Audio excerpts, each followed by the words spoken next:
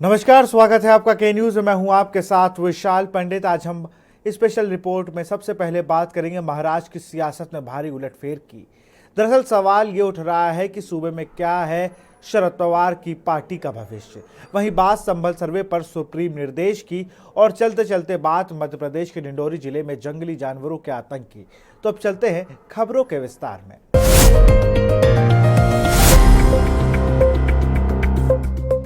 1999 में बनी एनसीपी 2023 में दो धड़ों में बटी हुई है। टूट के बाद इस बार के विधानसभा चुनाव में शरद गुट का सबसे खराब प्रदर्शन रहा। दरअसल लोकसभा चुनाव में शरद पवार के हिस्से में अजीत पवार से ज्यादा सीटें आई थी। विधानसभा चुनाव में मामला बिल्कुल उलट पड़ गया। विधानसभा चुनाव में अजीत पवार की एनसीपी को 41 सीटें मिली, जबकि शरद पवार के हिस्से में महज 10 सीटें आई हैं। ऐसे में सवाल इस बात का है कि शरद पवार की पार्टी का भविष्य क्या है। इस रिपोर्ट को देखिए। क्या है शरद पवार की पार्टी का भविष्य? 1999 में बनी एनसीपी 2023 में दो धड़ों में बटी।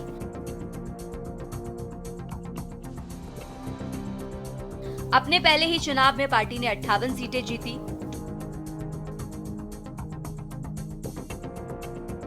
टूट के बाद इस बार के विधानसभा चुनाव में शरद गुट का सबसे खराब प्रदर्शन। लोकसभा चुनाव में शरद पवार के हिस्से में अजीत पवार से ज्यादा सीटें आई थी। विधानसभा चुनाव में मामला बिल्कुल उल्टा पड़ गया।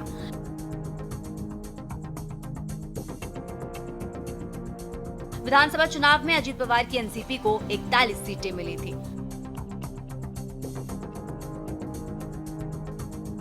जबकि शरद पवार के हिस्से में महज 10 ही सीटें आईं। लोकसभा चुनाव में शरद पवार को पार्टी के नए नाम और चुनाव निशान के बावजूद 8 सीटों पर जीत मिली थी। अजीत पवार को महज 1 सीट से संतोष करना पड़ा था। ये तो नहीं कह सकते कि शरद पवार की राजनीति खत्म हो चुकी है। दरअसल सतारा की ऐतिहासिक जीत उनके ही नाम दर्ज है, जब बारिश में भीगते हुए चुनावी रैली करके शरद पवार ने पासा पलट दिया था।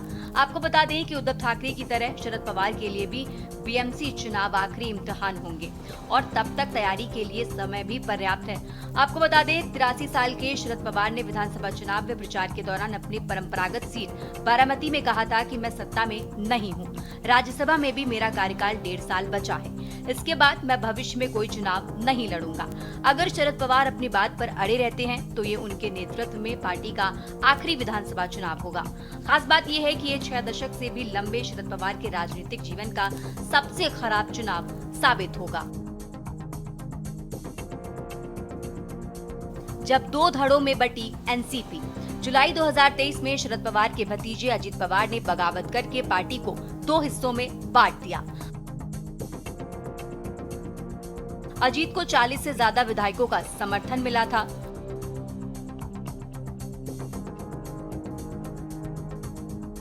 भाजपा और एकनाथ शिंदे की शिवसेना के साथ अजीत पवार महायुति सरकार का हिस्सा बने। चाचा शरद पवार और भतीजे अजीत पवार के बीच असली एनसीपी की जंग जारी रही। पहली लड़ाई पार्टी के नाम और चुनाव चिन्ह पर छिड़ी।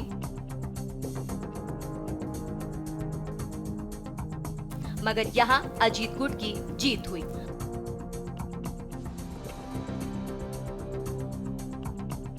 पार्टी का असली नाम और चुनाव चिन्ह अजीत गुट को मिला।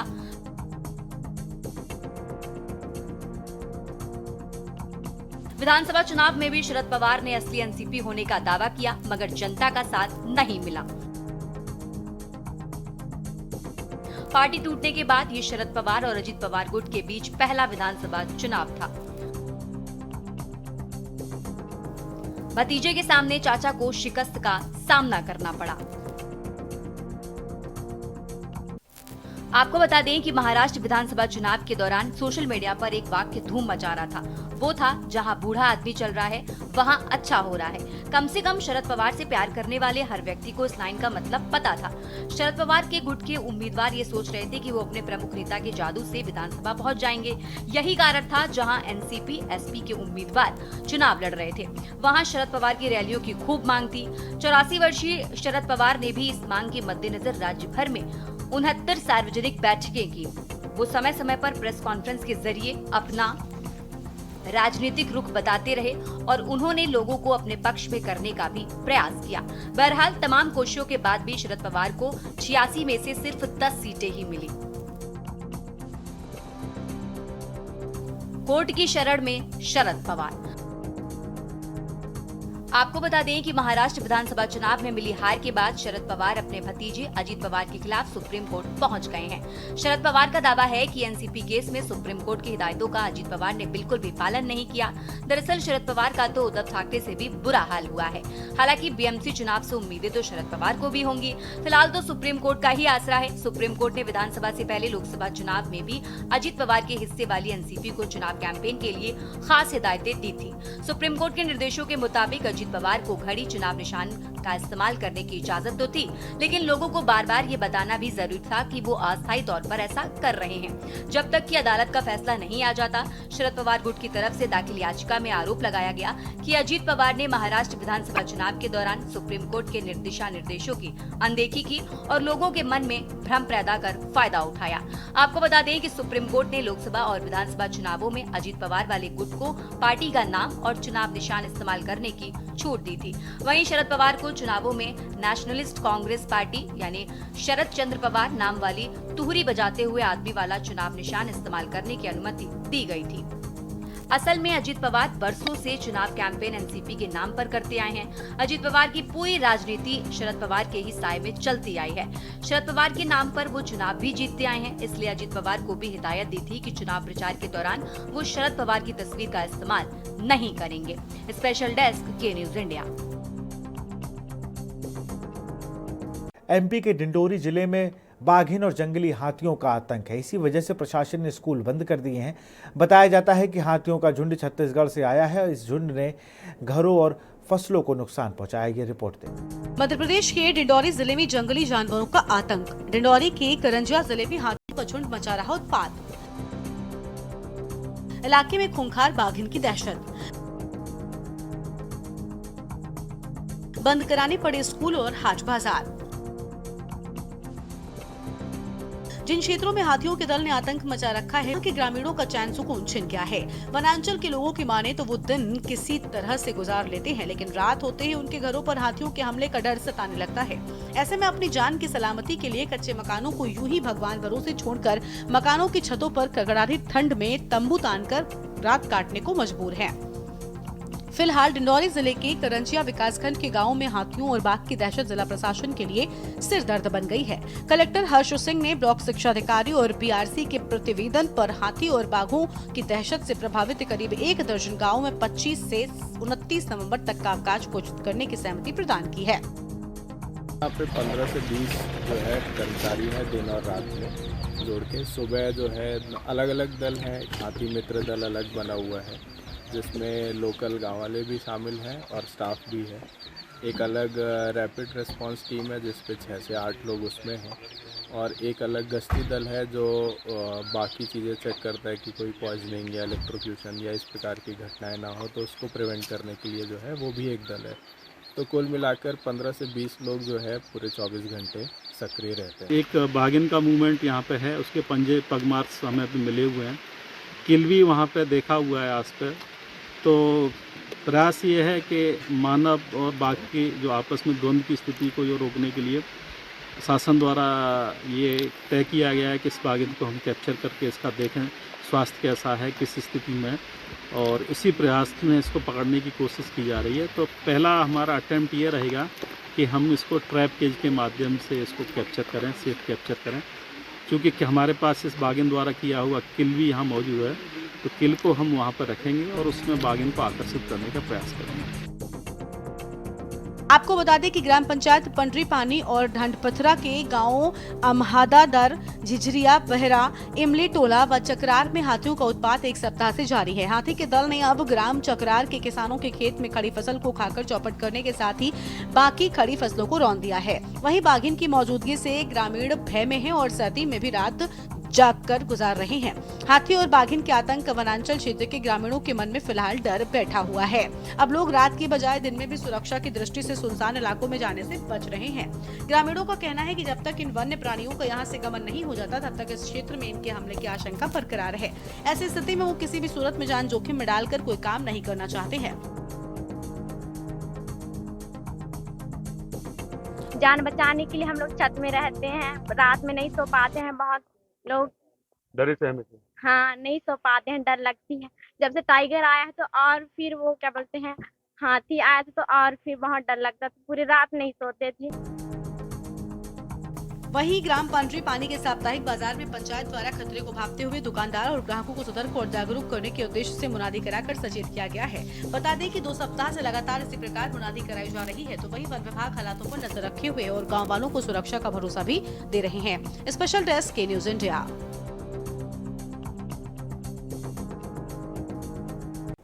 यहाँ रुकते एक छोटे से ब्रेक के लिए।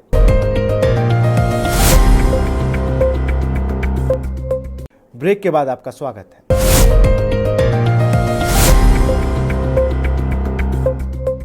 यूपी के संभल में जामा मस्जिद से जुड़े मामले पर निचली अदालत फिलहाल कोई कार्रवाई नहीं करेगी। सुप्रीम कोर्ट ने शुक्रवार को इस पर रोक लगा दी है। साथ ही मुस्लिम पक्ष को हाई कोर्ट जाने को कहा है। मुस्लिम पक्ष ने सर्वे रिपोर्ट को दाखिल करने पर भी रोक की मांग की थी, जिसे सुप्रीम कोर्ट ने खारिज कर दिया है। इस रिपोर्ट को देखिए। संभल जामा मस्जिद मामले में सुप्रीम कोर्ट के अहम निर्देश। मुस्लिम पक्ष को हाई कोर्ट जाने के दिए निर्देश। सील बंद लिफाफे में होगी सर्वे रिपोर्ट। सर्वे कमिश्नर की रिपोर्ट को सीलबंद लिफाफे में रखने का आदेश। फिलहाल कोई कार्यवाही नहीं करेगी निचली अदालत।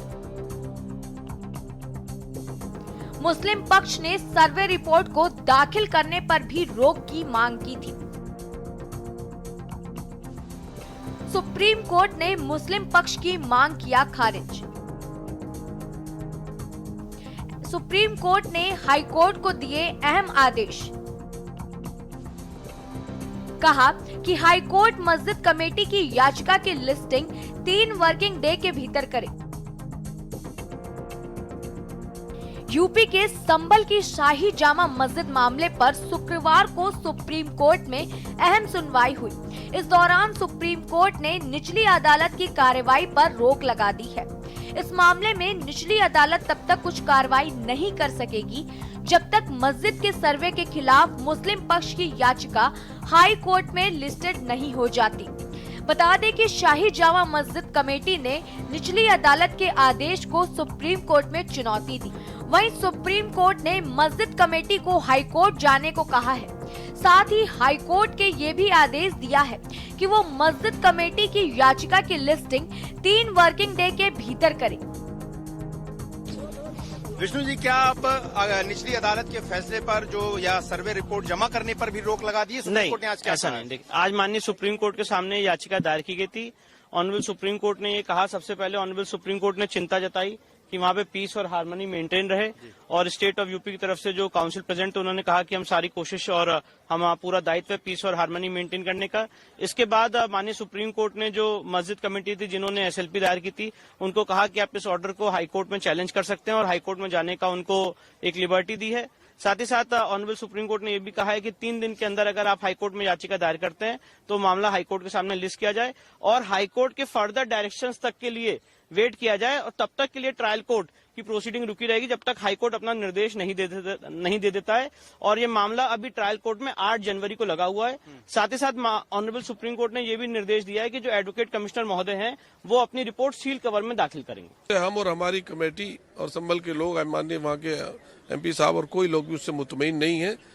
सुप्रीम कोर्ट के सिटिंग जज की अध्यक्षता में कमेटी बननी चाहिए ताकि जो निष्पक्ष गैर जानिबदार तरीके से जांच होनी चाहिए। किन लोगों ने हौज का पानी निकाला, किन लोगों ने वहां नारेबाजी की मस्जिद में जाते समय, और फिर किन लोगों ने वहां निहत्थे शहरियों पर गोली चलाने के आदेश दिए।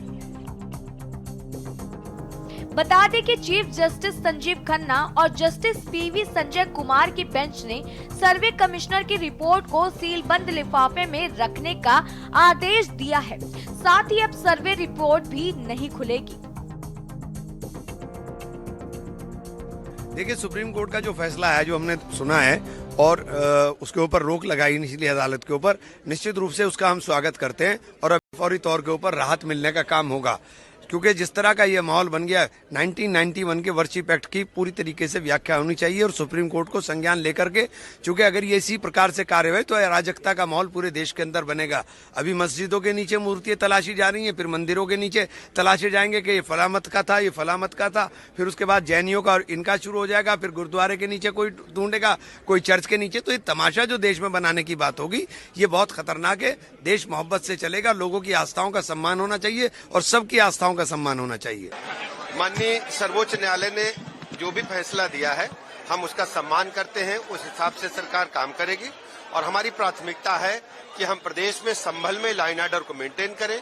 हर स्थिति में कानून व्यवस्था को और बेहतर बनाएंगे हम, और पूरे प्रकरण की उच्च स्तरीय जांच के आदेश दिए गए हैं, न्यायिक जांच के भी आदेश दिए गए हैं। जो भी दोषी होगा निष्पक्ष जांच होगी, कड़ी कार्रवाई होगी। क्या है संभल मस्जिद विवाद? 19 नवंबर को संभल के सिविल जज ने एडवोकेट कमिश्नर को मस्जिद का सर्वे करने का आदेश दिया था। हिंदू पक्ष ने दावा किया था कि 1526 में बाबर ने मंदिर तोड़कर इस मस्जिद को बनाया था।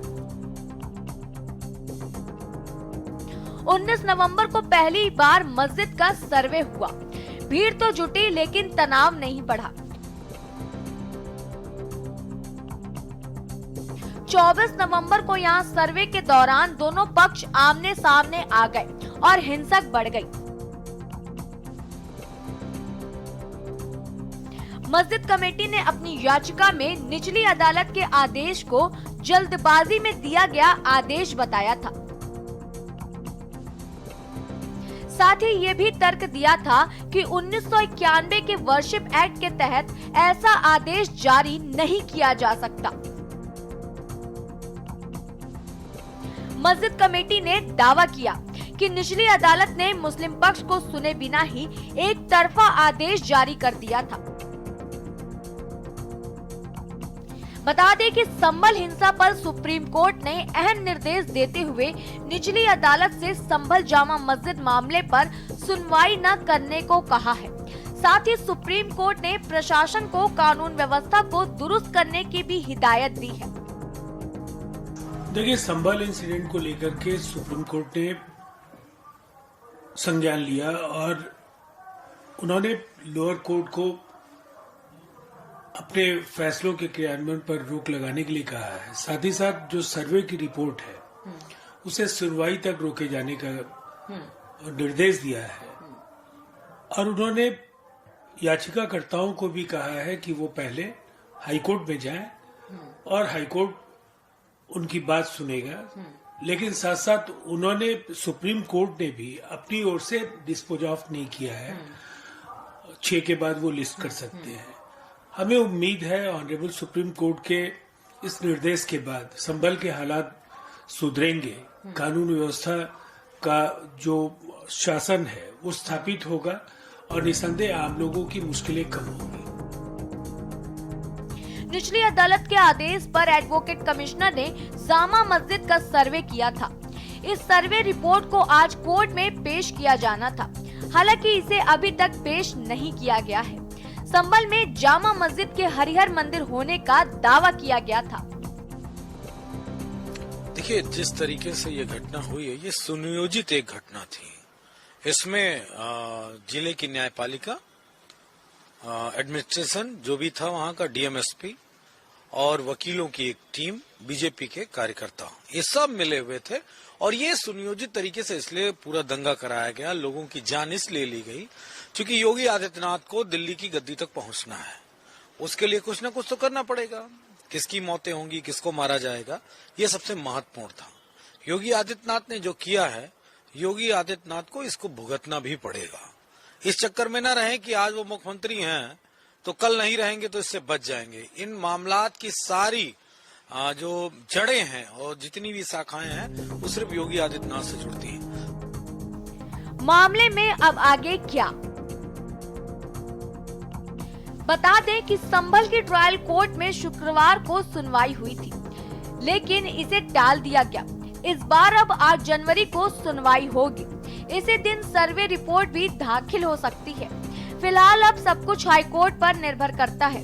सुप्रीम कोर्ट ने मस्जिद कमेटी को हाईकोर्ट जाने को कहा है। अब मस्जिद कमेटी हाईकोर्ट में याचिका दाखिल करेगी। 3 दिन के भीतर इस पर सुनवाई शुरू होगी। हाईकोर्ट के आदेश पर ही निचली अदालत की कार्रवाई तय होगी। सुप्रीम कोर्ट ने साफ कहा है कि हाई कोर्ट की अनुमति के बिना निचली अदालत कोई कार्यवाही नहीं करेगी। सुप्रीम कोर्ट ने अभी मस्जिद कमेटी की याचिका का निपटारा नहीं किया है। अभी ये सुप्रीम कोर्ट में पेंडिंग ही रहेगी। इस याचिका पर 6 जनवरी को सुनवाई होगी। स्पेशल डेस्क के न्यूज इंडिया। स्पेशल रिपोर्ट में फिलहाल इतना ही। देखते रहिए के न्यूज इंडिया। नमस्कार।